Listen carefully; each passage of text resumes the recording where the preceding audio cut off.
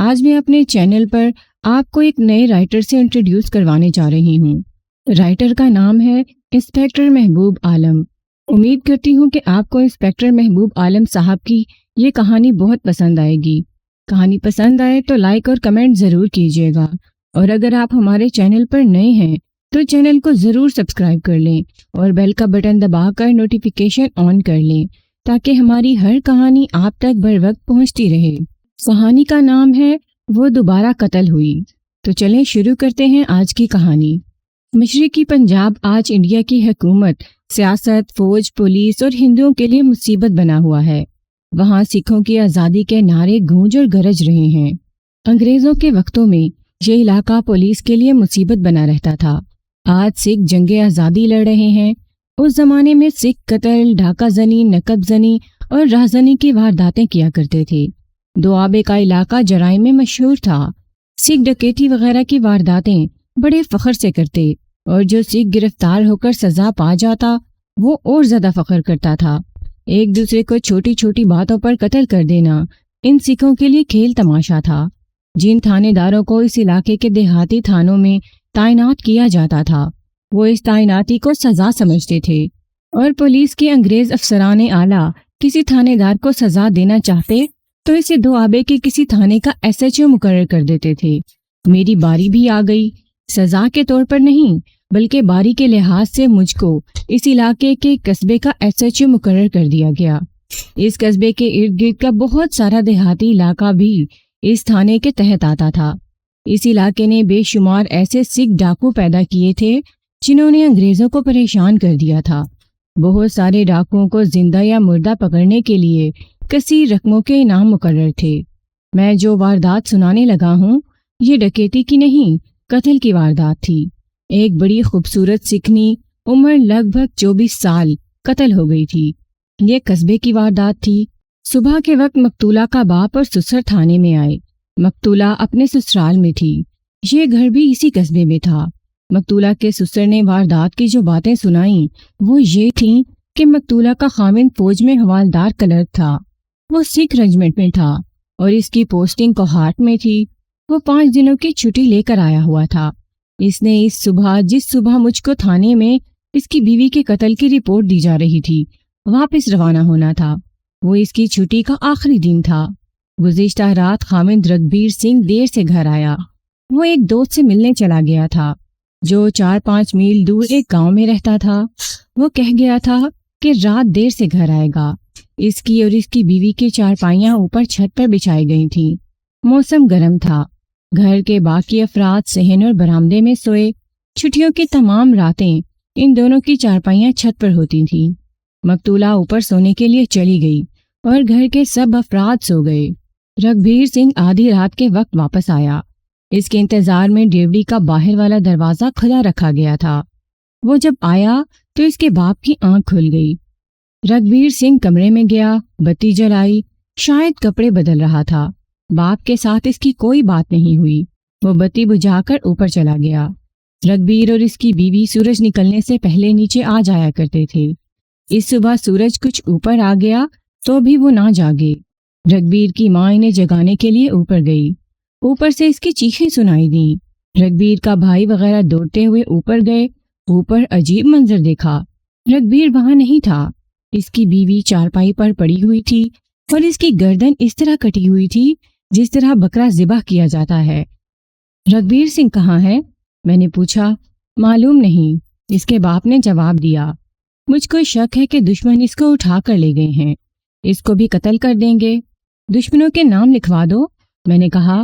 ہمارا تو کوئی دشمن نہیں، باپ نے جواب دیا۔ شاید اس کا کوئی دشمن ہو۔ یہ تو بعد کی باتیں تھیں۔ میں نے بال کی کھال اتارنی تھی اور زمین کے نیچے سے بھید نکالنے تھے۔ میں نے کاغذی کارروائی کی اور جائے وقوع کو روانہ ہو گیا۔ یہ چھوٹا سا قصبہ تھا۔ وقوع والا گھر قریب ہی تھا۔ یہ پکا مکان تھا۔ اس کی ڈیوڑی تھی۔ آگے کشادہ صحن تھا جس کے آمنے سامنے کمرے اور کمروں کے آگے برآمدے تھے۔ ایک برآمدے کے ساتھ سیڑھیاں تھیں۔ میں اوپر گیا۔ ایک چھت پر 2 چارپائیاں ایک دوسرے سے ملی ہوئی تھیں۔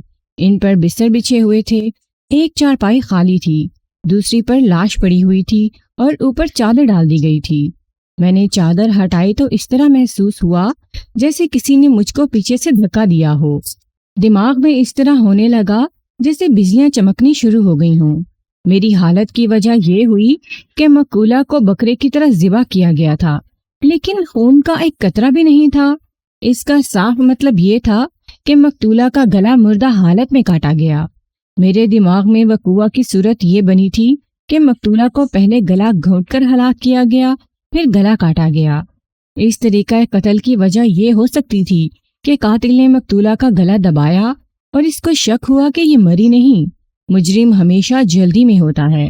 اس نے کام جلدی پورا کرنے کی غرض سے چاقو یا چھری سے گلا کاٹ دیا اور بھاگ گیا۔ گردن آدھی کٹی ہوئی تھی، اس وجہ سے گردن پر گلا گھونٹنے کے نشان نظر نہیں آتے تھے۔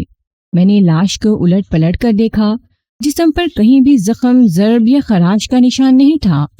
اپنے تجربے کی بنا پر لاش کے ہاتھ دیکھے اور پہ ناخنوں کو غور سے دیکھا۔ مجھ کو وہ چیز نظر آ گئی جو میں دیکھنا چاہتا تھا۔ دونوں ہاتھوں کی شہادت کی انگلیوں، درمیان والی اور اس کے ساتھ والی انگلیوں کے سروں پر ذرا ذرا خون جمع ہوا تھا۔ مقتولہ کے ناخن لمبے تھے، ان کے اندر بھی خون جمع ہوا تھا۔ گلا ہاتھوں سے گھونٹنے کی وارداتوں میں عام طور پر اس طرح ہوتا ہے کہ مقتول اپنی گردن چھڑانے کے لیے قاتل کے ہاتھوں پر ناخن مارتا ہے۔ میں اس واردات تک ایسی 2 وارداتیں دیکھ چکا تھا۔ اس واردات میں بھی مقتولہ نے قاتل سے آزاد ہونے کی کوشش میں اس کے ہاتھوں یا بازوں پر ناخن مارے تھے، اور خون جو اس کی انگلیوں پر اور ناخنوں کے اندر جمع ہوا تھا وہ قاتل کا تھا۔ میرا یہ شک پکا ہو گیا کہ گلا کاٹنے سے پہلے گلا ہاتھوں سے دبایا گیا۔ میں نے ساتھ والی چارپائی دیکھی، اس پر صاف ستھرا بستر بچھا ہوا تھا۔ یہ لوگ دیہاتی نہیں تھے، کچھ تعلیم یافتہ بھی تھے۔ مقتولہ کا خاوند رگبیر سنگھ میٹرکولیٹ تھا۔ بستر پر جو چادر تھی اس پر ذرا بھی سلوٹ نہیں تھی۔ اس کو دیکھ کر ہر کوئی کہہ سکتا تھا کہ اس بستر پر کوئی لیٹا ہی نہیں، بلکہ اس پر کوئی بیٹھا بھی نہیں۔ رگبیر کے باپ کا بیان تھا کہ رگبیر کپڑے بدل کر اوپر چلا گیا تھا، وہ لاپتہ تھا۔ یہ شک صحیح تھا کہ قاتل وہی تھا۔ وہ اوپر آیا، بیوی کو قتل کیا اور چلا گیا۔ مقتولہ کا سسر اور باپ میرے ساتھ تھے۔ کیا رگبیر اوپر آنے کی کچھ دیر بعد پھر نیچے گیا تھا؟ میں نے رگبیر کے باپ سے پوچھا۔ میں سو گیا تھا، اس نے جواب دیا۔ میرا خیال ہے وہ نیچے نہیں آیا تھا۔ تم یا گھر کا کوئی فرد میرے ایک سوال کا جواب دے سکتا ہے؟ میں نے پوچھا۔ کیا صبح ڈیوڑی کے دروازے کی اندر سے زنجیر چڑھی ہوئی تھی؟ چڑھی ہوئی تھی، رگبیر کے باپ نے جواب دیا۔ میں منہ اندھیرے اٹھا کرتا ہوں، پہلے باہر کھیتوں کو جاتا ہوں، پھر گردوارے جاتا ہوں۔ رگبیر اپنے ساتھ سوٹ کیس یا صندوق لایا تھا؟ نہیں، اس نے جواب دیا۔ کل 5 دنوں کی چھٹی آیا تھا۔ اس کے پاس چمڑے کا ایک بیگ تھا جس میں 2 جوڑے کپڑے اور چپل وغیرہ تھے۔ نیچے جاؤ، میں نے اس کو کہا، اور دیکھو کہ وہ بیگ یہی ہے یا نہیں۔ اس کے جانے کے بعد میں نے بستر کو دیکھنا شروع کیا جس پر لاش پڑی ہوئی تھی۔ میں اس کوشش میں تھا کہ قاتل کی کوئی نشانی مل جائے۔ ٹیکے کے غلاف کی جھالر کے نیچے ایک چیز مل گئی۔ یہ انگوٹھی سے نکلا ہوا لال رنگ کا پتھر تھا۔ میں نے فوراً مقتولہ کی انگلیوں کو دیکھا۔ انگلیوں میں 2 انگوٹھیاں تھیں، دونوں کے ڈیزائن ایسے تھے جن میں نگ نہیں لگتے تھے۔ یہ لال نگ قاتل کی انگوٹھی سے نکلا تھا۔ میں نے اس کو اپنی جیب میں ڈال لیا۔ یہ نگ انگوٹھی میں ڈھیلا لگا ہوا ہوگا یا اس پر انگوٹھی کی گرفت ڈھیلی ہوئی ہوگی۔ مقتولہ نے جب اپنی گردن چھڑانے کے لیے قاتل کے ہاتھوں پر ناخن مارے تو کسی انگلی کا ناخن قاتل کی انگوٹھی کے نگ پر جا پڑا ہوگا۔ نگ ڈھیلا ہونے کے باعث انگوٹھی سے نکل کر تکیے پر گر پڑا۔ مضبوطی سے جڑا ہوا نگ ناخن سے نہیں نکالا جا سکتا۔ مقتولہ کے سسر نے آ کر بتایا کہ رگبیر کا بیگ یہاں نہیں ہے۔ اس کے چپل یا جوتے ہیں؟ میں نے پوچھا۔ شلوار، قمیض، پینٹ؟ کچھ بھی نہیں، اس نے جواب دیا۔ میں ہر جگہ دیکھ آیا ہوں۔ سردار جی، میں نے اس کو کہا، تمہارے بیٹے کو کوئی اٹھا کر نہیں لے گیا، وہ خود گیا ہے۔ تو کیا اس نے اپنی بیوی کو خود؟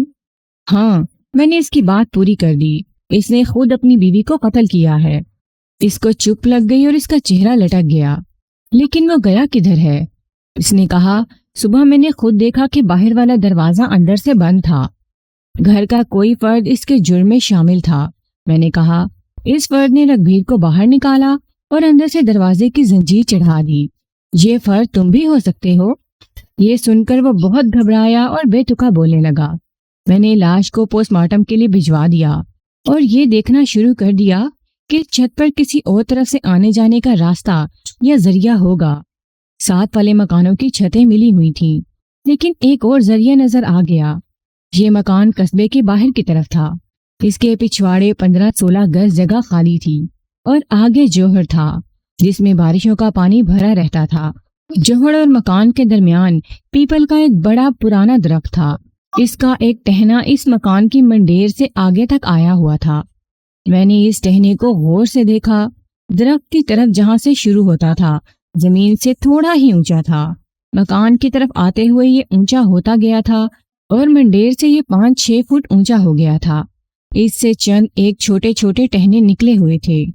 اس ٹہنے سے آسانی سے مکان سے اترا جا سکتا تھا۔ فوجی جوان کے لیے کام ذرا سا بھی مشکل نہیں تھا۔ چھت کچی تھی اور لپائی پرانی ہو گئی تھی۔ کھوجی میرے ساتھ نہیں تھا، وہ 2 میل دور ایک گاؤں میں رہتا تھا۔ میں نے نمبردار کو بلا کر کہا کہ کسی کو سائیکل یا 2 گھوڑے دے کر کھوجی کو یہاں لانے کا بندوبست کرے۔ ایک کانسٹیبل کو کہا کہ وہ نیچے پیپل کے پاس جائے اور کسی کو وہاں سے نہ گزرنے دے۔ میں نے 4 پائیوں سے منڈیر تک جہاں پیپل کا ٹہنا اوپر آتا تھا چھت دیکھی، کھرے صاف نہیں تھے، البتہ یہ صاف نظر آتا تھا کہ کوئی یہاں چلا ہے۔ میں نیچے گیا اور پچھواڑے جا کر پیپل کے تنے تک گیا۔ وہاں دھول تھی اور جوہر قریب ہونے کی وجہ سے زمین کچھ گیلی تھی۔ اس کا فائدہ یہ ملا کہ کھرے صاف تھے۔ میرا قیاس کہتا تھا کہ رگبیر نے اپنی بیوی کو قتل کیا اور پیپل کے ٹہنے کے ذریعے نیچے اترا اور رات کی پیسنجر ٹرین سے چلا گیا۔ یہ اس کی 5 روزہ چھٹی کا آخری دن تھا۔ میرے ساتھ ایک ہیڈ کانسٹیبل تھا۔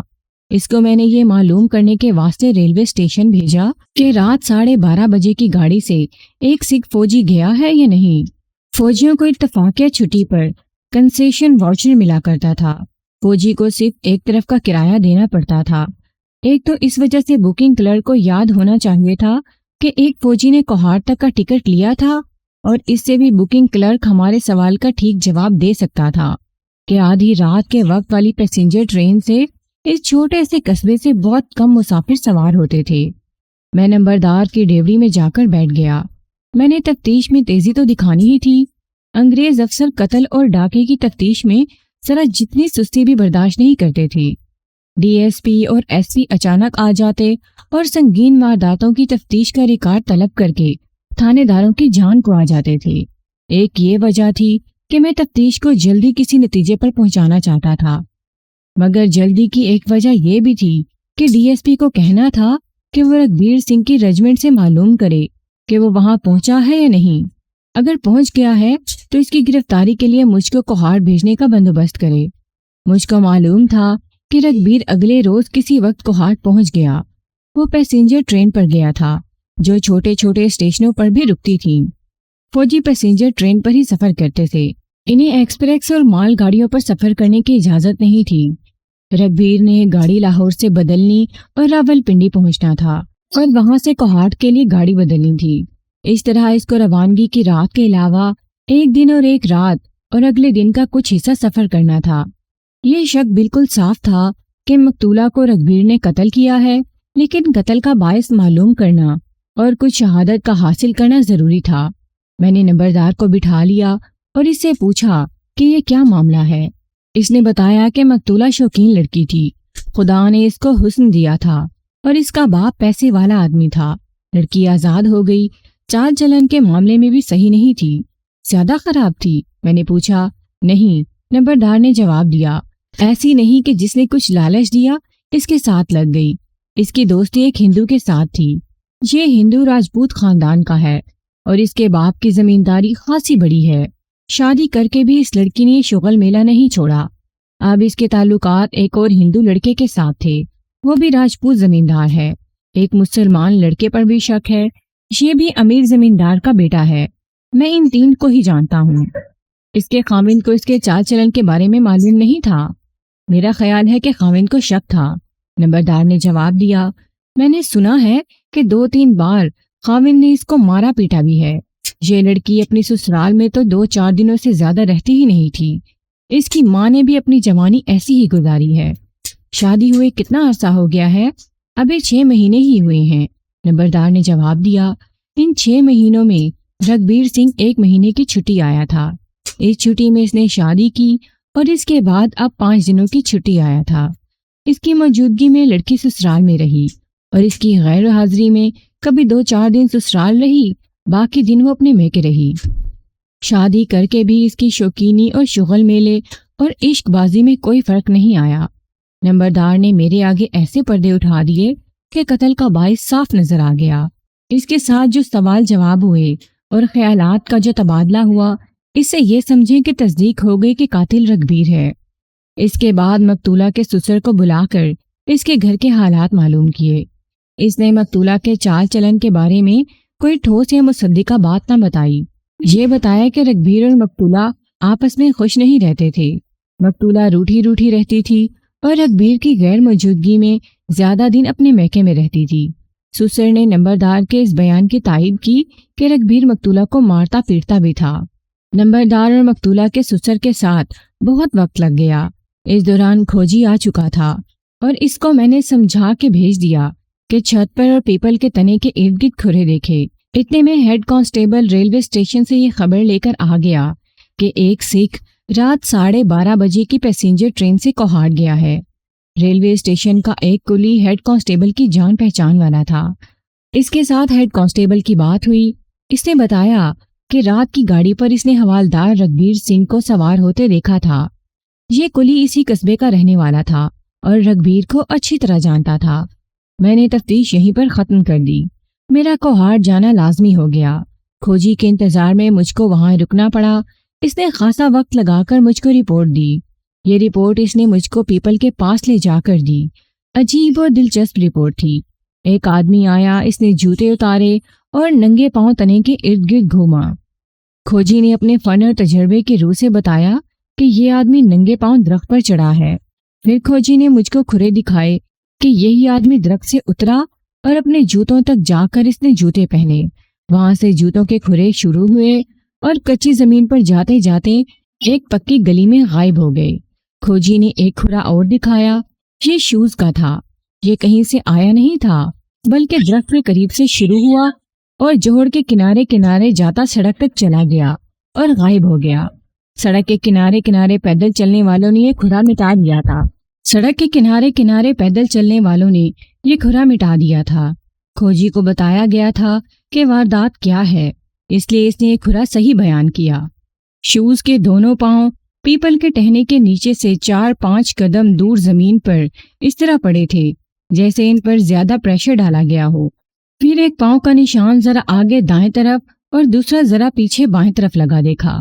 کھوجی نے کہا کہ یہ آدمی ٹہنے سے کودا ہے۔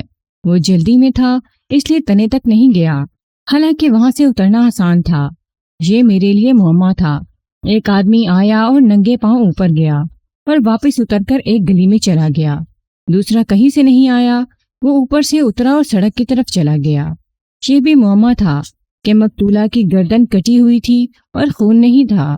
میرے دماغ میں عجیب سا سوال آیا، کیا مقتولہ 2 مرتبہ قتل ہوئی؟ پہلے زندہ قتل ہوئی اور پھر مردہ قتل ہوئی؟ اس سوال کا جواب صرف رگبیر سنگھ دے سکتا تھا۔ میں تیسرے دن کوہاٹ سکھ ریجمنٹ کے کمانڈنگ آفیسر کے دفتر میں بیٹھا ہوا اس کو واردات سنا رہا تھا۔ کمانڈنگ آفیسر انگریز لیفٹیننٹ کرنل تھا۔ اس نے میرا بیان سن کر ایک انگریز کیپٹن کو بلایا۔ اس سب انسپیکٹر کو اپنے ساتھ لے جاؤ۔ کرنل نے کیپٹن کو کہا، حوالدار رگبیر سنگھ کو اس کے سپرد کر دو، یہ اس کا بیان لے گا۔ صوبیدار میجر کو اس کے ساتھ بٹھاؤ۔ یہ حوالدار کلرک اپنی بیوی کو قتل کر کے آیا ہے۔ اگر الزام صحیح ہے تو یہ سب انسپیکٹر اس کو گرفتار کر کے لے جائے گا۔ کیپٹن مجھ کو اپنے دفتر میں لے گیا۔ رگبیر اسی دفتر میں کام کرتا تھا۔ کیپٹن کے بلاوے پر وہ 2 منٹوں میں آ گیا۔ اس نے کیپٹن کو سلیوٹ کیا۔ جب اس نے میری طرف دیکھا تو اس کی آنکھیں زیادہ کھل گئیں اور اس کے چہرے پر ایسی تبدیلی آئی جو کسی اناڑی کو بھی محسوس ہو سکتی تھی۔ انگریز کیپٹن نے اس کے چہرے کی تبدیلی نوٹ کر کے میری طرف دیکھا اور مسکرایا۔ میں وردی میں تھا۔ کیا تم اپنی بیوی کو قتل کر کے آئے ہو؟ کیپٹن نے اسے انگریزی میں پوچھا۔ نہیں، رگبیر نے ہکلا کر کہا۔ نو سر۔ اس سب انسپیکٹر حوالدار رگبیر سنگھ کو کوارٹر گارڈ میں لے جاؤ۔ کیپٹن نے صوبیدار میجر کو بلایا اور اس سے کہا، یہ اس کا بیان لیں گے اور آپ ان کے پاس موجود ہیں۔ صوبیدار میجر سکھ تھا۔ وہ ہمیں کوارٹر گارڈ میں لے گیا اور برآمدے میں کرسیاں رکھوا دیں۔ میرے ساتھ 2 کانسٹیبل تھے، انہیں میں نے الگ بٹھا دیا۔ رگھبیر سنگھ، میں نے اس کو کہا، تمہارے انکار کی کوئی گنجائش نہیں۔ ہاں، اگر اقبالی ہو جاؤ گے تو تمہارے بچنے کی گنجائش نکال سکتا ہوں۔ موقع کا کوئی گواہ نہیں۔ میں نے کچھ نہیں کیا۔ اس نے کہا، بے وقوفی نہ کرو رگھبیر۔ میں نے کہا، میں اتنی دور سے جو یہاں تک آ گیا ہوں وہ میں تمہیں شک پر تو نہیں آیا۔ بڑی پکی شہادت نے مجھ کو یہاں تک پہنچایا ہے۔ تم اقبالی بیان نہیں دو گے تو بھی نہیں بچ سکو گے۔ میں تمہاری کوئی مدد نہیں کر سکوں گا۔ اگر بیان دے دو گے تو سزا سے بچا لوں گا، سیشن سے بری ہو جاؤ گی۔ وہ جو ماری گئی ہے میرے مامے چاچے کی بیٹی نہیں تھی، وہ بدکار تھی۔ تم نے تو شیر جوانوں والا کام کیا ہے۔ یہ معاملہ کیا ہے تھانے دار صاحب؟ صوبیدار میجر نے مجھ سے پوچھا۔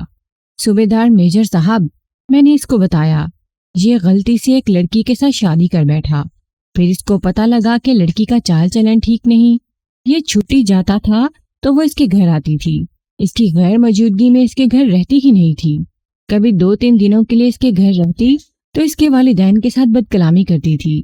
اب یہ 5 دنوں کی چھٹی کیا تو بیوی کو قتل کر کے اور گھر والوں کو بتائے بغیر گاڑی چڑھایا۔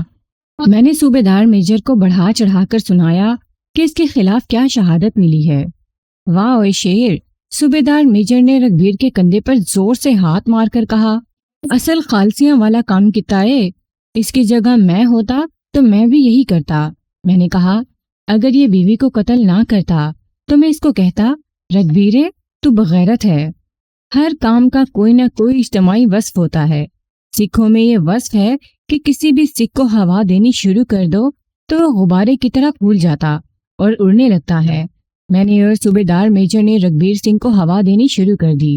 میں ہوا دینے کے ساتھ ساتھ اس کو یہ بھی بتاتا جا رہا تھا کہ اس کے خلاف کتنی مضبوط شہادت ملی ہے۔ خالصہ ہمارے جال میں آ گیا۔ سچی گل کرا تھانے دار؟ رگھبیر نے جواب دیا، چھڑا لیں گا نا؟ ایسے چھڑاؤں گا جیسے مکھن سے بال نکالا جاتا ہے۔ میں نے دوآبے کی ٹھیٹھ پنجابی میں کہا، مجھ کو یہ پتا ہونا چاہیے کہ تم نے یہ واردات کی کس طرح ہے۔ میں اپنے دوست کے گاؤں سے آدھی رات کو واپس آیا۔ رگھبیر سنگھ نے کہا، گھر والے سوئے ہوئے تھے، بیوی چھت پر تھی۔ میں اندر گیا، اپنا بیگ اٹھایا اور چھت پر چلا گیا۔ میرے پاس لمبا کمانی چاقو تھا۔ میں نے بیگ میں رکھا، چاقو کھولا، بیوی پیٹھ کے بل سوئی ہوئی تھی۔ میں نے اس کی ٹھوڑی کے نیچے ہاتھ رکھا اور ٹھوڑی اوپر اٹھائی، ایک پاؤں اس کے پیٹ پر رکھا اور چاقو اس کی شہرک پر اس طرح چلایا جس طرح مسلمان بکرے کو ذبح کیا کرتے ہیں۔ میں آدھی گردن کاٹ دی، پھر بیگ اٹھایا اور میں پیپل کے ٹہل پر چڑھ کر نیچے چلا گیا۔ اندھیرا تھا، گھڑی پر وقت نظر نہیں آتا تھا۔ باہر سے آ کر میں جب کمرے میں گیا اور بتی جلائی تھی تو وقت دیکھا تھا 12 بجنے میں 20 منٹ باقی تھے۔ میں ریلوے اسٹیشن پہنچا، 15-20 منٹ بعد گاڑی آ گئی اور میں اس میں سوار ہو گیا۔ مجھ کو اپنے کچھ سوالوں کے جواب چاہیے رگھبیر۔ میں نے کہا، تم نے جب اس کے گلے پر چاقو چلایا تھا تو وہ بہت تڑپی ہوگی۔ وہ تو ذرا سی بھی نہیں ہلی، اس نے جواب دیا، وہ تو فوراً مر گئی تھی۔ یاد کرو اور سوچ کر بتاؤ۔ میں نے کہا، تم نے اگر بکرا ذبح ہوتے دیکھا ہے تو یہ بھی دیکھا ہوگا کہ آدھی سے زیادہ گردن کٹ جانے کے باوجود بکرا 15-20 منٹ تڑپتا رہتا ہے۔ مجھ کو یاد ہے جی، اس نے کہا، اس کے جسم نے کوئی حرکت نہیں کی تھی۔ تم نے اپنے کپڑوں پر خون کے چھینٹے تو دیکھے ہوں گے۔ میں نے کہا، چاقو پر بھی خون لگا ہوا ہوگا۔ نہیں جی، اس نے کہا، مجھ کو یہی ڈر تھا کہ خون کپڑوں سے لگا ہوا ہوگا تو میں اس کو کس طرح چھپاؤں گا۔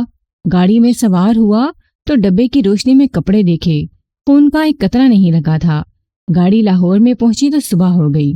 میں نے ایک بار پھر اپنے کپڑے اچھی طرح دیکھے، خون کا کہیں نشان تک نہ تھا، چاقو بھی بالکل صاف تھا۔ کیوں جھوٹ بولتے ہو رگھبیر سنگھ؟ صوبیدار میجر نے اس کو کہا، تندرست جانور یا انسان کی شہرک پر چھری چلے تو ایک خون کے فوارے کی طرح خون نکلتا ہے۔ تمہاری ایک ٹانگ اس کے پیٹ پر تھی اور بایاں ہاتھ اس کی ٹھوڑی کے نیچے تھا۔ اس پوزیشن میں تمہارے کپڑے اس کی گردن کے بہت قریب تھے۔ میں کیسے مان لوں کہ تمہارے کپڑوں پر خون نہیں پڑا؟ میں آپ کو کس طرح یقین دلاؤں؟ رگھبیر نے کہا، اگر میں نے جھوٹ بولنا ہوتا تو اسی جھوٹ پر قائم رہتا کہ میں نے اپنی بیوی کو قتل نہیں کیا۔ میں نے اپنی جان کو پھانسی کے تختے پر رکھ کر یہ سچ بولا ہے کہ اپنی بیوی کو میں نے قتل کیا ہے۔ چاقو پر بھی خون نہیں تھا؟ صوبیدار نے پوچھا۔ نہیں صوبیدار میجر صاحب، رگبیر نے جواب دیا، چاقو بالکل صاف تھا۔ صوبیدار میجر نے حیرانگی کی حالت میں میری طرف دیکھا۔ میں اس وقت مسکرا رہا تھا۔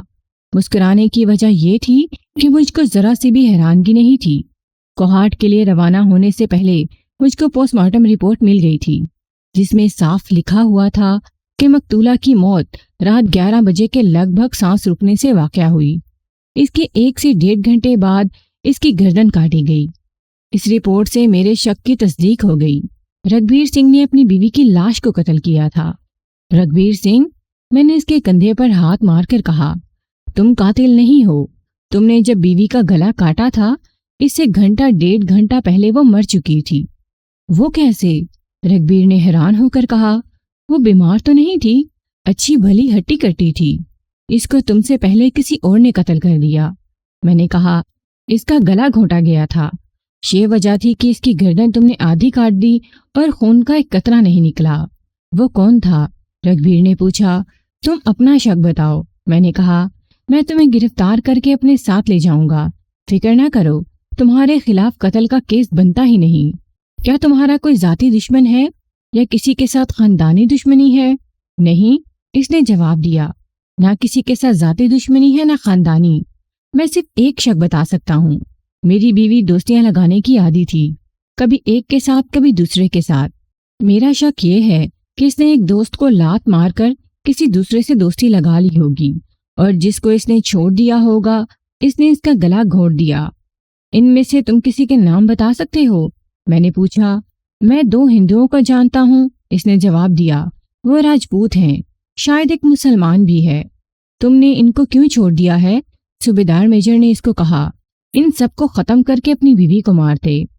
قصور اپنی مرغی کا تھا جو پڑوسیوں کے گھر میں جا کر انڈے دے دی تھی، رگبیر سنگھ نے کہا۔ میں نے پتہ لگا لیا تھا کہ قصور میری بیوی کا تھا۔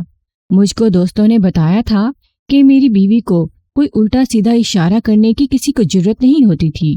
وہ ایسی منہ پھٹتی کہ اچھے اچھے جوان مردوں کے منہ توڑ دیتی تھی۔ وہ خود کسی کو پسند کر کے اس کے ساتھ دوستی لگا لیتی تھی۔ اس نے اس کے بعد جو بیان دیا، اس کا اختصار یہ ہے کہ شادی سے پہلے یہ لڑکی اس کو بہت اچھی لگتی تھی۔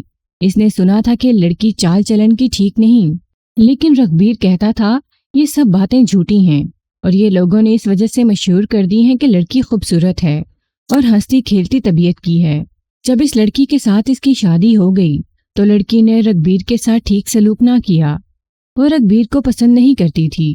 اس نے رگبیر کو یہاں تک کہہ دیا کہ تمہارے جسم سے بدبو آتی ہے۔ اس کو خوش کرنے کے لیے رگبیر دن میں 2-3 بار نہاتا اور عطر لگاتا تھا، لیکن لڑکی نے اس کے ساتھ بے رخی اور ناپسندیدگی جاری رکھی۔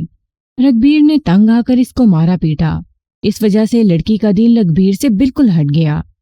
1 مہینے کی چھٹی ختم ہو گئی اور رگبیر چلا گیا۔ اب وہ 5 دنوں کی چھٹی لے کر آیا۔ آتے ہی رگبیر کو اس کی ماں اور 2 بہنوں نے بتایا کہ اس کی بیوی دوستیاں لگاتی پھرتی ہے اور اپنی ماں کے پاس ہی رہتی ہے۔ پھر رگبیر کے ایک دوست نے اس کو یہی باتیں بتائیں۔ رگبیر نے بیوی کو یہ باتیں بتا کر پوچھا کہ اس پر یہ الزام صحیح ہے یا غلط۔ بیوی نے کہا، یہ سب باتیں غلط ہیں، اور یہ باتیں رگبیر کی ماں اور بہنوں نے اس کو بدنام کرنے کے لیے اپنے پاس سے گھڑی ہیں۔ یہ کہہ کر اس نے رگبیر کو برا بھلا کہنا شروع کر دیا۔ رگبیر نے اس کو 2-3 تھپڑ مارے۔ لڑکی نے اس کو کہا، مار لو جتنا مار سکتے ہو، میں سکھوں کے گھر رہنا ہی نہیں چاہتی۔ تھانے دار صاحب، رگبیر نے اپنے بیان میں کہا، اس نے مجھ کو یہ کہا کہ سکھوں کے لمبے بالوں اور دھاڑیوں سے بدبو آتی ہے۔ میں کسی ہندو یا مسلمان کے ساتھ بھاگ جاؤں گی یا کچھ کھا کر مر جاؤں گی۔ میں یہ کیسے برداشت کر سکتا تھا؟ میں چھٹی کے آخری دن اپنے ایک دوست کے پاس اس کے گاؤں چلا گیا۔ وہ میری رجمنٹ میں نائک ہے، 1 مہینے کی چھٹی پر ہے۔ میں نے اس کو بتایا کہ میری بیوی کا میرے ساتھ کیا سلوک ہے اور اس نے کیا کہا ہے۔ میرے دوست نے کہا کہ اس کے گلے پر چاقو پھیر دو اور رات کو کھسک جاؤ۔ دوست نے یہ بھی کہا کہ جو سکھنی اپنے مذہب کو ہی نہیں پسند کرتی اور جو سکھوں کی داڑھیوں کی توہین کرتی ہے، اس کو زندہ رہنے کا کوئی حق نہیں۔ इस दोस्त ने रघबीर को कत्ल और फरार का तरीका बताया। रघबीर को इस वक्त याद आया कि इसके मकान के पिछवाड़े पीपल का दरख्त है, जिसका एक टहन पिछवाड़े की मंडेर के ऊपर आया हुआ है। इसने सोचा कि बीवी को कत्ल करके भागने के लिए नीचे आना, सहन से दबे पांव गुजरना और बाहर के दरवाजे की जंजीर खोलना जरूरी नहीं। इस तरह वो बीवी का गला काट कर पीपल के टहन से उतर गया था। मैंने रघबीर को हिरासत में ले लिया और इसको कस्बे में लाकर हवालात में बंद कर दिया। मेरी तफ्तीश खत्म नहीं हुई थी। कातिल कोई और था। वो रघबीर का बाप भी हो सकता था। रघबीर का एक जवान भाई था, वो भी कातिल हो सकता है। मैंने इन दोनों को बुलाया और अलग अलग इनसे पूछगछ की। दोनों ने कहा कि मकतूला इनके साथ बदसलूकी करती थी। उन्होंने ये भी कहा कि लड़की बदचलन थी। उन्होंने मकतूला के माँ बाप के आगे शिकायत की थी कि इसको कुछ समझाएं, लेकिन लड़की जरा भी न बदली। मेरे पास इस कातिल की 3 निशानियां थी जिसने मकतूला का गला घोटा था। एक तो इसका नंगे पांव का खुरा था, दूसरा लाल रंग का नग था और तीसरी निशानी ये थी कि मकतूला ने कातिल के हाथों या बाजुओं पर नाखून मारे थे। मैंने रघबीर के बाप और भाई के बाजू देखे, कोई खराश नहीं थी। दोनों ने कभी अंगूठी उंगली में डाली ही नहीं थी। खोजी ने दोनों के नंगे पांव के खुरे देखे और इसने कहा कि इनके खुरे इस खुरे से मुख्तलिफ हैं जो पीपल के दरख्त के नीचे पाए गए थे। मैंने इन दोनों से पूछा कि इनकी किसी के साथ दुश्मनी होगी या मकतूला ने किसी के साथ लड़ाई झगड़ा करके अपना दुश्मन बना लिया होगा। दोनों ने यकीन के लहजे में बताया कि इनकी किसी के साथ ऐसी दुश्मनी नहीं कि कोई हमारे घर आके हमारी बहू को कत्ल कर जाता। मकतूला के ससुर ने कहा कि मकतूला लड़ती झगड़ती जरूर थी, लेकिन सिर्फ घर में, और वो भी हमारे साथ। बाहर तो वो हर किसी के साथ ठीक ठाक रहती थी और इसकी शोहरत ये थी कि हर किसी के साथ हंसी मजाक करती थी। मुझको इस मामले में सिर्फ दुश्मनी दिखाई देती थी। ये कत्ल इंतकामी तौर पर हुआ था। मैंने मकतूला के बाप को और इसकी माँ को भी थाने बुलाया। पहले इसके बाप से पूछगछ की। इससे पहला सवाल यही पूछा कि किसी के साथ इनकी दुश्मनी होगी। खानदानी दुश्मनी या खूनी दुश्मनी किसी के साथ भी नहीं। मकतूला के बाप ने जवाब दिया, सिर्फ एक दुश्मन बता सकता हूँ, आगे आप खुद गौर कर लें। मेरी लड़की का रिश्ता 3 लड़कों के लिए मांगा गया था। मैंने किसी न किसी वजह से इन तीनों को जवाब दे दिया था। इनमें एक लड़का ऐसा हमारे पीछे पड़ा कि हमारे इनकार को मानता ही नहीं था। कभी इसकी माँ मेरी बीवी के पास आकर हाथ जोड़ती, इसके पांव पकड़ती और मिन्नतें करती कि लड़की हमें दे दो। कभी लड़के का बाप मुझको घेर लेता और कहता कि जो शर्त चाहते हो मनवा लो और बेटी का रिश्ता दे दो। मुझको पता लगा कि लड़का माँ बाप को तंग कर रहा है कि वो इसी के साथ शादी करेगा, वरना किसी और लड़की को घर में दाखिल नहीं होने देगा। मैं और मेरी बीवी मुसलसल इनकार करते रहे। इसके बाद लड़की ने अपनी माँ को एक दिन बताया कि ये लड़का इसको तंग करता है।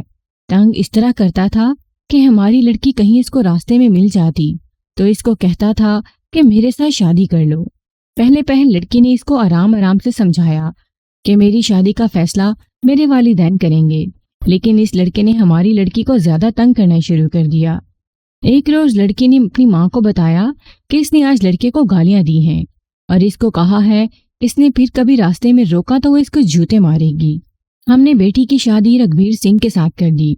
रघबीर सिंह 1 महीने की छुट्टी पूरी करके चला गया तो कुछ दिनों बाद बेटी ने हमें बताया कि वो लड़का इसको फिर तंग करने लगा है और अब कहता है कि मैं अपनी बेइज्जती का इंतकाम लूंगा। मैंने इस लड़के के बाप को कहा कि अपने बेटे को समझा ले, क्योंकि इस तरह बेवकूफ़ी की बातें करने से बड़ों में भी दुश्मनी पैदा हो जाती है। मेरे बेटे ने मुझको सारी बातें बताई हैं जो तुम्हारी बेटी ने मेरे बेटे को कही हैं। मैंने इसको कहा कि अपने बेटे को मेरे सामने करो। इसका बेटा आया तो मैंने इससे पूछा कि मेरी बेटी ने तुम्हें क्या क्या बातें कही हैं। इसने बताया कि मेरी बेटी ने इसको कहा है कि तुम गलीज़ सिख हो और तुम्हारे जिस्म से मुझको बदबू आती है।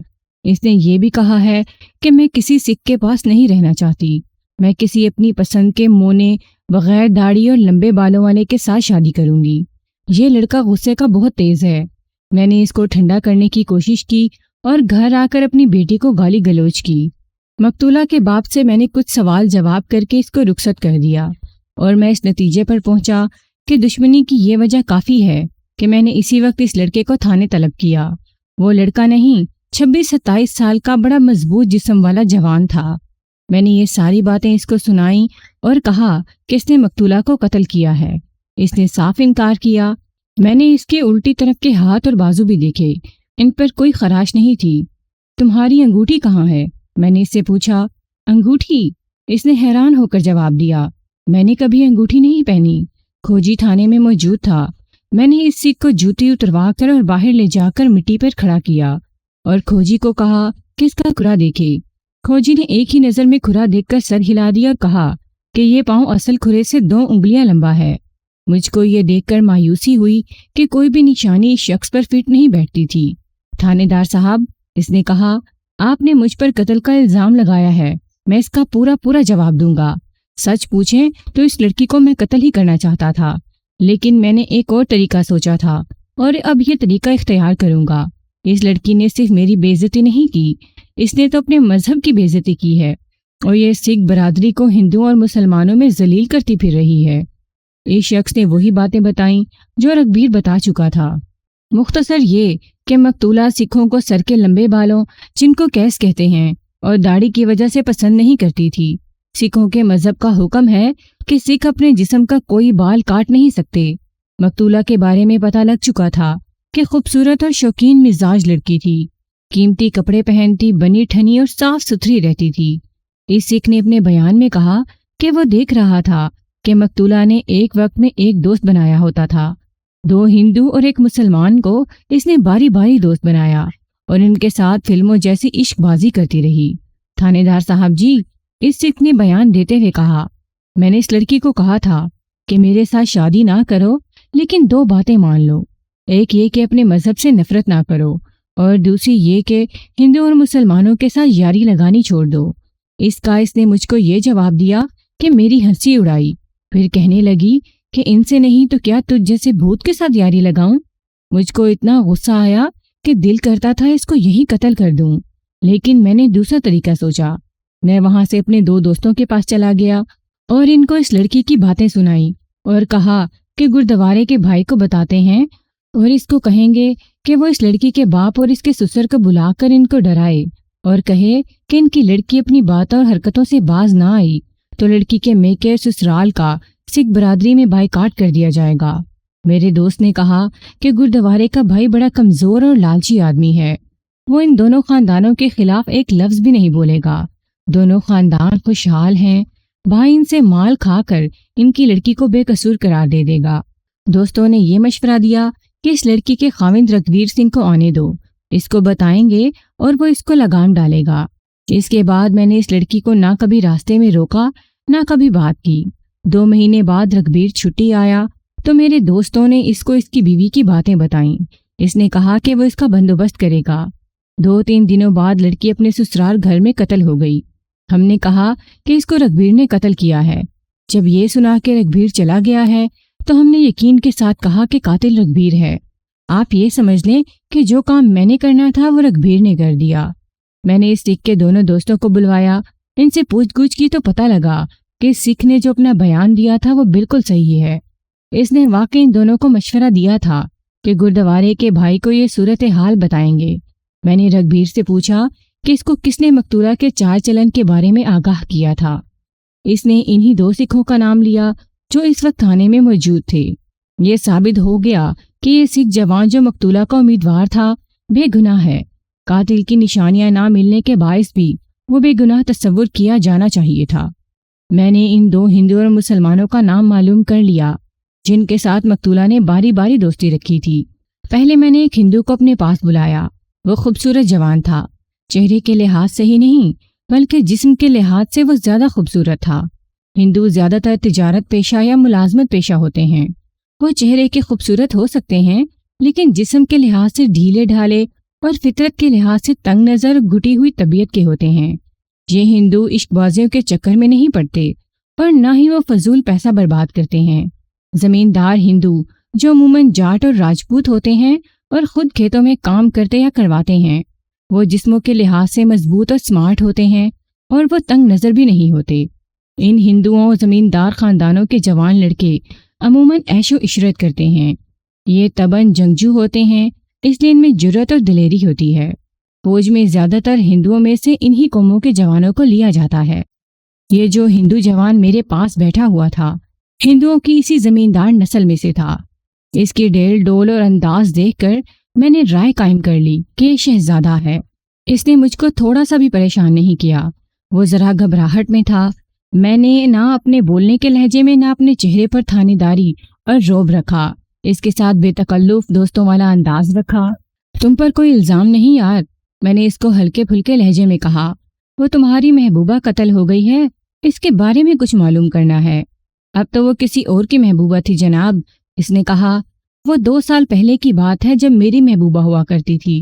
اب تک وہ 2 محبوب بدل چکی تھی۔ یہ ساری بات سنا دو، میں نے کہا۔ تمہیں چھوڑ کر اس نے کس کے ساتھ دوستی لگائی؟ یہ بھی بتاؤ کہ وہ کیا باتیں کیا کرتی تھی۔ جو کچھ جانتے ہو مجھ کو بتا دو۔ کوئی لمبی چوڑی بات نہیں جناب، اس نے جواب دیا۔ وہ چاہتی تھی کہ کوئی آدمی جو اس کو پسند آ جائے، اس کی خوبصورتی کی تعریفیں کرتا رہے اور تحفے دیتا رہے۔ وہ زیادہ تر کپڑے اور نقلی زیورات پسند کرتی تھی۔ اس کو سونے کے زیورات تو کوئی نہیں دے سکتا تھا، اس کی ماں بھی ایسی تھی۔ اب اس عورت کا بڑھاپا شروع ہو چکا ہے، لیکن کسی نہ کسی آدمی کو پھانس لیتی ہے اور برے کرتوت سے باز نہیں آتی۔ مقتولہ نے تمہارے ساتھ دوستی کیوں توڑ دی تھی؟ میں نے پوچھا۔ دوستی تو اسی نے توڑ دی تھی، اس نے جواب دیا، لیکن اصل میں نے خود توڑی تھی۔ میں اس کو اتنے تحفے نہیں دے سکتا تھا جتنے وہ مانگتی تھی۔ وہ نقد رقم بھی مانگتی تھی۔ میں شروع میں اس کی فرمائشیں پوری کرتا رہتا تھا، لیکن میرے لیے یہ کام مشکل ہو گیا۔ 2 بار مجھ کو گھر سے رقم چوری کرنی پڑی۔ اتنی زیادہ خوبصورت لڑکی کو میرا دل چھوڑنے پر راضی نہیں ہوتا تھا۔ میں نے اس کو بہانے سے یہ کہنا شروع کر دیا کہ اچھا کچھ دن ٹھہر جاؤ، میں تمہیں اس سے زیادہ قیمتی کپڑا لے دوں گا۔ وہ سمجھ گئی کہ میں اس کے لیے تحفے خریدنے سے گریز کر رہا ہوں اور یہ میری مالی مجبوری ہے۔ اس نے آہستہ آہستہ مجھ سے ہٹنا شروع کر دیا۔ باتیں کیا کرتی تھی؟ سکھوں کو پسند نہیں کرتی تھی، اس نے جواب دیا۔ مجھ کو کہتی تھی میں ہندو ہو جاؤں گی، تم میرے ساتھ شادی کر لو۔ میں نے کہا میں اپنے ماں باپ کے دل کو تکلیف نہیں دینا چاہتا، وہ نہیں مانیں گے۔ دراصل دل تو میرا بھی یہی کہتا تھا کہ اس کو ہندو بنا کر بیوی بنا لوں، لیکن مجھ کو ایک ڈر تھا کہ اس طرح سکھ اس کو یا مجھ کو یا ہم دونوں کو قتل کر دیں گے۔ دوسری بات میرے دماغ میں یہ آئی کہ اس کی ابھی شادی نہیں ہوئی اور یہ اتنی دلیری سے میرے ساتھ تعلقات رکھے ہوئی ہے۔ شادی کر کے تو یہ اور زیادہ کھل جائے گی۔ ہمارے تعلقات پاک تو نہیں تھے، اس طرح ناجائز عشق موج کرنے والی لڑکی کو کوئی بغیرت ہی اپنی بیوی بنائے گا۔ میری بات ٹھیک نکلی۔ وہ مجھ کو چھوڑ کر ایک اور کے ساتھ لگ گئی اور اس کو چھوڑ کر ایک اور کے ساتھ تعلقات بنا لیے۔ شادی کر کے بھی وہ اس برے راستے سے نہیں ہٹی اور خاوند کے ہاتھوں قتل ہو گئی۔ میں نے اسے جان چھڑا لی تھی۔ اس ہندو لڑکے ہاتھوں کی الٹی طرف اور بازوں کو میں نے دیکھا، کوئی خراش نظر نہیں آئی۔ اس کے ننگے پاؤں کا کھرا بھی ملزم کے کھرے سے مختلف تھا۔ اس کی انگوٹھی بھی نہیں تھی۔ اس کے ساتھ مقتولہ نے ایک اور ہندو کے ساتھ دوستی لگائی، وہ بھی تھانے میں موجود تھا۔ میں نے اس کو بلا لیا۔ یہ بھی خوبصورت جوان تھا اور اس کی بھی شادی ابھی نہیں ہوئی تھی۔ میں نے اس کی باتیں سننے سے پہلے اس کے بھی ہاتھ اور بازو دیکھے، کوئی خراش نظر نہ آئی۔ اس کے ننگے پاؤں کا کھرا دیکھا، یہ ذرا سا مختلف تھا۔ اس کی بھی انگوٹھی نہیں تھی۔ اس کا بیان لینا وقت ضائع کرنے والی بات تھی۔ پھر بھی اس کے ساتھ میں نے سوال جواب شروع کر دیے۔ پہلے تو اس نے کہا کہ مقتولہ کے ساتھ اس کا کوئی تعلق نہیں تھا۔ کیا تم جانتے ہو تمہارا یہ جھوٹ تمہیں پھانسی کے تختے پر کھڑا کر دے گا؟ میں نے اس کو کہا میں جانتا ہوں کہ تمہارے تعلقات مقتولہ کے ساتھ تھے۔ تمہارے جھوٹ بولنے کا مطلب یہ ہے کہ تم مقتولہ کے قتل میں شامل تھے۔ نہیں، وہ شدید گھبراہٹ کی حالت میں کہنے لگا، میں نے اس کو قتل نہیں کیا۔ پھر جھوٹ بولنے کی وجہ بتاؤ۔ میں نے اس ڈر سے جھوٹ بولا تھا کہ مجھ پر قتل کا الزام نہ لگ جائے۔ اس نے کہا میرے اس کے ساتھ پہلے بھی تعلقات تھے، پھر ایک مسلمان درمیان میں آ گیا اور میرے تعلقات ٹوٹ گئے۔ شادی کے بعد اس نے مسلمان سے کنارہ کشی کر لی اور پھر میرے ساتھ دوستی کر لی۔ اس نے مقتولہ کے بارے میں بالکل وہی باتیں بتائیں جو اس جیسا ایک ہندو سنا گیا تھا۔ ان باتوں کو دہرانا ضروری نہیں۔ اس کو بھی مقتولہ نے کہا کہ وہ ہندو ہو کر اس کے ساتھ شادی کرنا چاہتی ہے۔ اس ہندو نے بھی اس کو ٹرخا دیا۔ اس سے بھی مقتولہ نے بہت مال کھایا۔ اب مسلمان کی باری تھی۔ میں نے ہندو کو اٹھا کر مسلمان کو اپنے پاس بلایا۔ 2 ہندوؤں کو میں نے دیکھ لیا تھا۔ دونوں خوبصورت جوان تھے، لیکن اس مسلمان جوان کو دیکھا تو میں نے مقتولہ کی پسند کی دل میں تعریف کی۔ یہ مسلمان جوان دونوں ہندوؤں سے زیادہ خوبصورت تھا۔ اس کے جسم کی جو بناوٹ تھی اس میں خاص قسم کی کشش تھی۔ اس کے چہرے پر اتنی گھبراہٹ تھی جو کسی عام آدمی کو بھی نظر آ سکتی تھی۔ میں نے اس کو اپنے سامنے کرسی پر بیٹھنے کو کہا تو وہ میری طرف دیکھتا ہی رہا، بیٹھا نہیں۔ بیٹھ جا یار، میں نے مسکراتے ہوئے کہا۔ مجھ سے اتنا نہ ڈر، تمہاری طرح انسان ہوں۔ وہ ڈرتے ڈرتے کرسی پر بیٹھا۔ میں محسوس کر رہا تھا کہ اس کا جسم گھبراہٹ سے اکڑا ہوا ہے۔ میں نے ایک بار پھر اس کو تسلی دی کہ ڈرنے اور گھبرانے کی کوئی وجہ نہیں۔ وہ ذرا سا مسکرایا اور فوراً ہی اس کی مسکراہٹ غائب ہو گئی۔ اس نے اپنے ماتھے پر ہاتھ پھیرا۔ اس کے اس ہاتھ کی الٹی سائڈ میری طرف تھی۔ میں نے اس طرف ایک خراش دیکھی جو درمیان سے کوئی نصف انچ چوڑی تھی اور دونوں سروں کی طرف جا کر پتلی ہو گئی تھی۔ اس پر سرخ تہ جمی ہوئی تھی اور یہ خراش 4-5 دن پرانی معلوم ہوتی تھی۔ یہ اس کا بایاں ہاتھ تھا۔ اس کی چھوٹی اور درمیانی انگلی کے درمیان سونے کی انگوٹھی تھی اور اس انگوٹھی میں لال رنگ کا نگ تھا جس کا سائز اسی نگ جتنا تھا جو مجھ کو مقتولہ کے تکیے کی جھالر کے نیچے سے ملا تھا۔ میں تیزی سے اٹھا اور اس کے دونوں ہاتھ پکڑ کر الٹے کیے اور دیکھے۔ دونوں ہاتھوں کی الٹی طرف خراشیں تھیں۔ میں نے اس سے پوچھا کہ یہ خراشیں کیسے آئیں؟ اس کے چہرے کی حالت اور زیادہ بگڑ گئی۔ جھوٹ بولنے سے پہلے یہ سوچ لینا کہ میں تصدیق کروں گا، میں نے کہا۔ میں تمہارے جواب پر چپ نہیں ہو جاؤں گا۔ اب بولو، یہ زخم کیسے آئے اور کب آئے؟ میں نے ٹرنک کھولا اور ہاتھ ٹرنک میں کرنے لگا تو ڈھکنا خود ہی بند ہو گیا۔ اس نے ایسے لہجے میں کہا جس سے صاف پتہ لگتا تھا کہ اس کی زبان ساتھ نہیں دے رہی۔ اس نے کہا، ڈھکنا ہاتھوں پر زور سے گرا۔ میں نے تیزی سے ہاتھ باہر کھینچے اور کھال کھینچ گئی۔ خون نکلا ہوگا؟ جی ہاں، اس نے کہا۔ گھر والوں نے دیکھا ہوگا؟ ہاں جی۔ یہ کس دن کی اور کس وقت کی بات ہے؟ اس نے 4 روز پہلے کا دن اور 12-12:30 بجے کا وقت بتایا۔ یہ میں تمہارے گھر سے معلوم کر لوں گا، میں نے کہا اور اس کی انگلی سے انگوٹھی نکال کر پوچھا، یہ نگ کب ڈلوایا ہے؟ اس کو 2 سال ہو گئے ہیں، اس نے جواب دیا۔ یہ نگ شروع سے اس انگوٹھی میں ہے۔ وہ نگ جو شروع سے اس انگوٹھی میں تھا وہ ڈھیلا ہو گیا تھا، میں نے کہا۔ وہ اس رات کہیں پر پڑا تھا جس رات رگبیر کی بیوی قتل ہوئی تھی۔ یہ نگ نیا ڈلوایا گیا ہے۔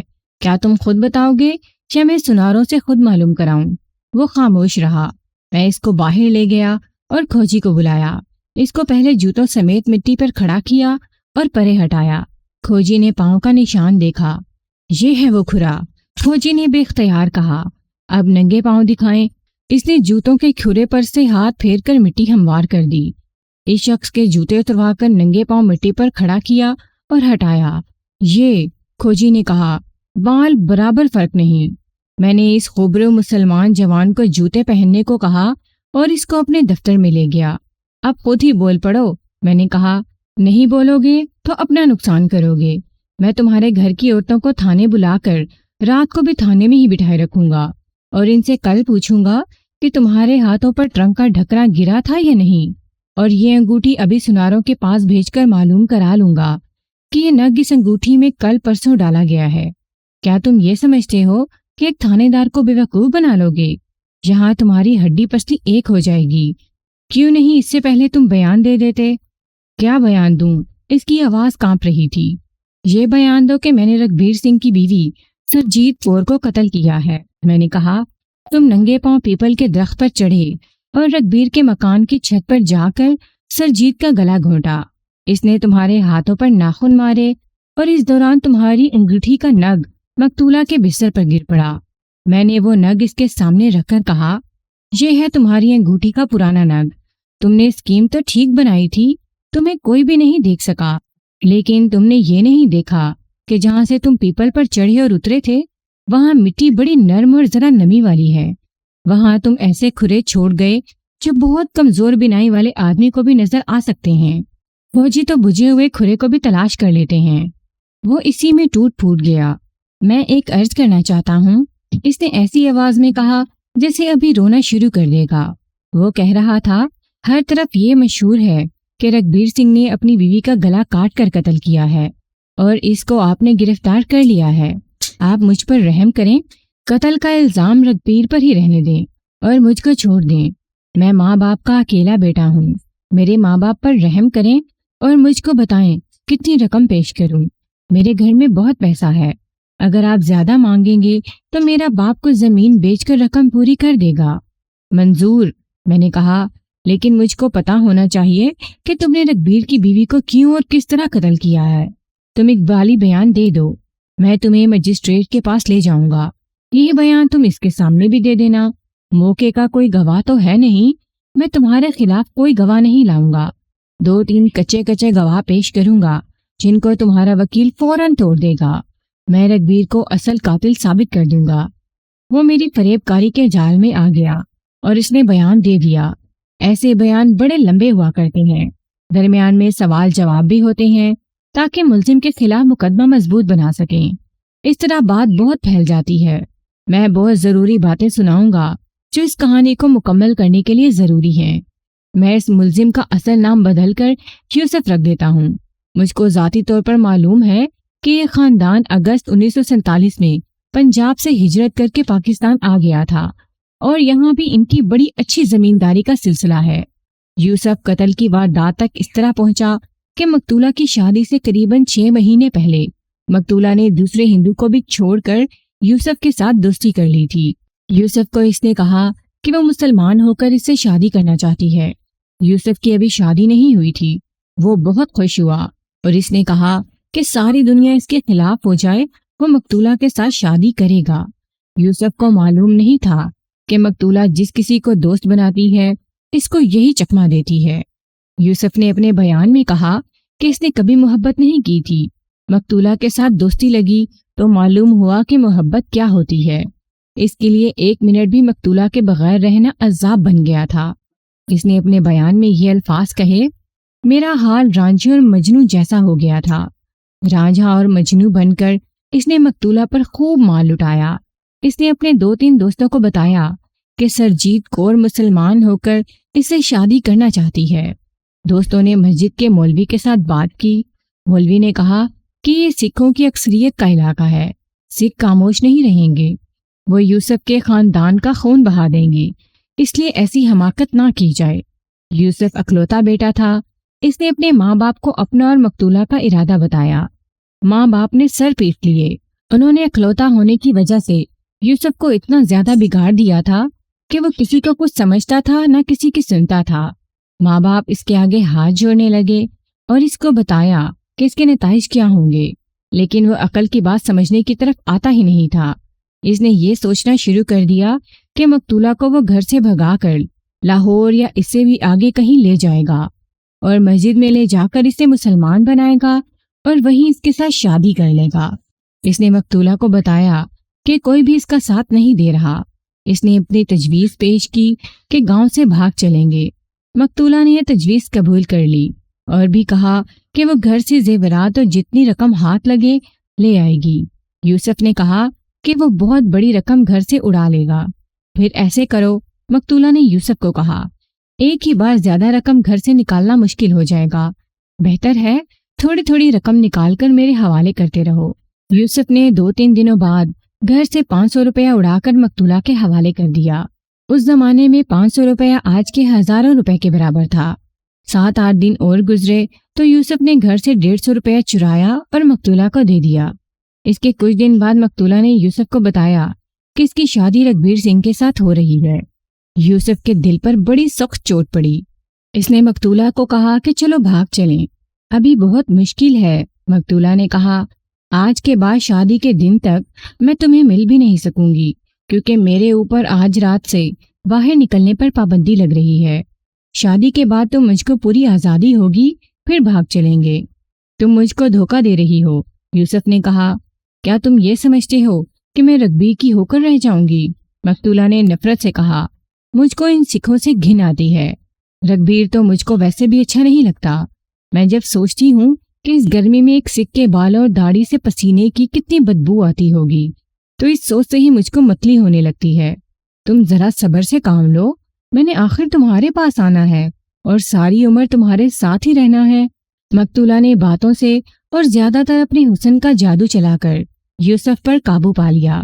مقتولہ کی شادی ہو گئی۔ وہ 1 مہینہ یوسف کو نہ ملی۔ رگبیر چھٹی پوری کر کر چلا گیا تو مقتولہ نے یوسف کے بار بار بلانے پر اس کے ساتھ ملاقات کی۔ یوسف جلا بیٹھا تھا۔ وہ مقتولہ کو برا بلا کہنا چاہتا تھا کہ مقتولہ نے پہلے ہی رونا شروع کر دیا کہ وہ اس زندگی سے تنگ آ گئی ہے اور گھر سے فوراً بھاگنا چاہتی ہے۔ یوسف نے اس کو بھاگنے کا پروگرام بتایا تو مقتولہ کسی نہ کسی بہانے بھاگنے کا دن آگے ہی کرتی گئی۔ اگلی ملاقات پر مقتولہ نے یوسف سے 200 روپے کا مطالبہ کیا۔ نہیں، یوسف نے کہا، اب میں تمہیں 1 پیسہ نہیں دوں گا۔ میں جتنی رقم اپنے ساتھ لاؤں گا وہ سب تمہاری ہوگی۔ میں تمہارا ہوں گا۔ تم اب وعدہ پورا کرو۔ مقتولہ نے پکا وعدہ کیا کہ وہ بہت جلدی اپنا وعدہ پورا کرے گی۔ میری رائے یہ ہے کہ مقتولہ یوسف کو ٹرخا رہی تھی اور بھاگنے کا جھانسا دے کر اس سے مال کھا رہی تھی۔ یوسف نے اپنے بیان میں بتایا کہ اس کے گھر میں یہ واقعہ ہوا کہ اس کی ماں نے ٹرنک میں رکھی ہوئی رقم کسی ضرورت کے تحت گنی تو 650 روپیہ کم نکلا۔ ماں نے یوسف کے باپ سے پوچھا۔ باپ نے یوسف سے پوچھا، اس بند ٹرنک سے اور کوئی رقم نکال ہی نہیں سکتا تھا؟ یوسف نے کہا کہ اس نے کبھی ٹرنک کھولا ہی نہیں۔ یوسف کا باپ اپنے بڑے بھائی کو بلا کر لایا۔ ان لوگوں کو پہلے ہی شک تھا کہ یوسف اس سکھ لڑکی پر پیسہ برباد کر رہا ہے اور وہ اس سکھنی کو گھر سے بھگا لے جانے کا پروگرام بنا رہا ہے۔ اس لیے 650 روپیہ اسی نے چرایا ہوگا۔ باپ اور تایا نے یوسف کو گھیر لیا۔ 650 روپیہ معمولی رقم نہیں تھی۔ باپ سب لاڈ پیار بھول گیا اور یوسف کو کہا کہ میں تمہیں آگ کر دوں گا اور تمام جائیداد اپنے بھتیجوں میں تقسیم کر دوں گا۔ یوسف نے اس الزام کے جواب میں گھر میں ہنگامہ کھڑا کر دیا، مگر اس کے باپ اور تایا نے اس کے ساتھ بہت برا سلوک کیا اور اس پر پابندیاں لگا دیں، جن میں ایک یہ تھی کہ اس کو گھر سے آئندہ کوئی پیسہ نہیں ملے گا۔ ادھر گھر والوں نے اس کو چور قرار دے دیا اور گھر میں اس کی شہزادوں والی حیثیت ختم ہو گئی۔ ادھر مقتولہ نے اس کے دل پر ایسی ضرب لگائی جس سے اس کا دماغ پھر گیا۔ کہ اس طرح ہوا کہ ایک روز اس نے مقتولہ کو ایک خفیہ جگہ اس ہندو جوان کے ساتھ دیکھ لیا، جس کے ساتھ دوستی توڑ کر مقتولہ نے یوسف کا دوست بنا لیا تھا۔ میں چھوٹے چھوٹے واقعات بیان نہیں کر رہا کہ یوسف نے مقتولہ کو وہاں دیکھا اور اس نے کیا کیا اور کیا کہا۔ میں مختصر بات کر رہا ہوں، جو یہ ہے کہ مقتولہ نے یوسف کو چھوڑ کر ہندو کو از سر نو دوست بنا لیا تھا۔ یوسف کو بڑی مشکل سے مقتولہ کے ساتھ ایک ملاقات کا موقع ملا۔ مقتولہ نے اس کو صاف لفظوں میں کہہ دیا کہ وہ کسی مسلمان کے پیچھے اپنا مذہب نہیں چھوڑے گی۔ پھر میری رقم واپس کر دو، یوسف نے کہا۔ منہ دھو کر رکھنا، مقتولہ نے کہا۔ یہ میری دوستی کی قیمت تھی جو لے لی ہے۔ یوسف گھر کا چور بنا، رقم سکھنی کھا گئی۔ رانجھی اور مجنوں والا عشق یوسف کے دماغ کو چڑھ گیا۔ اس نے انتقام کی ترکیبیں سوچنی شروع کر دیں۔ اس کے دماغ میں قتل کے سوا اور کوئی بات آتی ہی نہیں تھی۔ ایک ترکیب یہ سوچی کہ مقتولہ کو اس بار ملنے آ جائے تو وہ اس کو مٹھائی میں زہر کھلا دے، لیکن مقتولہ نے اس کو ملنے سے انکار کر دیا۔ رگبیر 5 دنوں کی چھٹی آ گیا۔ یوسف کو پتہ لگ گیا کہ رگبیر اور مقتولہ چھت پر سوتے ہیں۔ قتل کا موقع اچانک ہی پیدا ہوا۔ دن کے پچھلے پہر یوسف کو رگبیر کہیں جاتا مل گیا۔ یوسف نے اس سے پوچھا کہ وہ کہاں جا رہا ہے۔ اس نے اپنے دوست کے گاؤں کا نام لیا۔ رات شاید وہیں رہو گے؟ یوسف نے کہا۔ نہیں، رگبیر نے کہا، رات کو آ جاؤں گا، آدھی رات ہو جائے گی، صبح واپس کوہاٹ جانا ہے۔ ان کی آپس میں دعا سلام تھی۔ یہ باتیں رسمی طور پر ہوئیں، لیکن خدا نے مقتولہ کے دن پورے کرنے تھے۔ یوسف کو معلوم تھا کہ پیپل کا ایک کہن رگبیر کی چھت پر جاتا ہے۔ یوسف رات 11 بجے پیپل کے قریب جوتے اتار کر اوپر چلا گیا۔ اسے امید تھی کہ مقتولہ اوپر اکیلی ہوگی۔ وہ اس کو اکیلی مل گئی۔ گہری نیند سوئی ہوئی تھی۔ یوسف نے ہاتھوں سے اس کا گلا گھونٹا۔ اس نے بتایا کہ مقتولہ نے اس کے دونوں ہاتھوں کی الٹی طرف ناخن مارے، پھر وہ مر گئی۔ یوسف کو انگوٹھی کے نگ کا صبح پتہ چلا کہ کہیں گر پڑا ہے۔ یہ نگ انگوٹھی میں ڈھیلا ہو گیا تھا۔ یوسف نے اسی روز نیا ڈلوا لیا تھا۔ یوسف نے مجسٹریٹ سے بھی بیان قلم بند کرا دیا تھا۔ اس کا باپ اور تایا مجھ کو رشوت پیش کرتے رہے اور میں ان کو ٹالتا رہا۔ سیشن کورٹ میں جا کر یوسف اپنے وکیل کے کہنے پر اقبال بیان سے منحرف ہو گیا، لیکن میں نے شہادت کا کوئی خانہ خالی نہیں چھوڑا تھا۔ یوسف کو سزائے عمر قید دی گئی، جو ہائی کورٹ نے بھی بحال رکھی۔ رگبیر سنگھ صاف بچ گیا۔ لسنرز، کہانی کا اختتام ہو چکا ہے۔ آپ کو کیسی لگی یہ کہانی کمنٹ میں ضرور بتائیے گا۔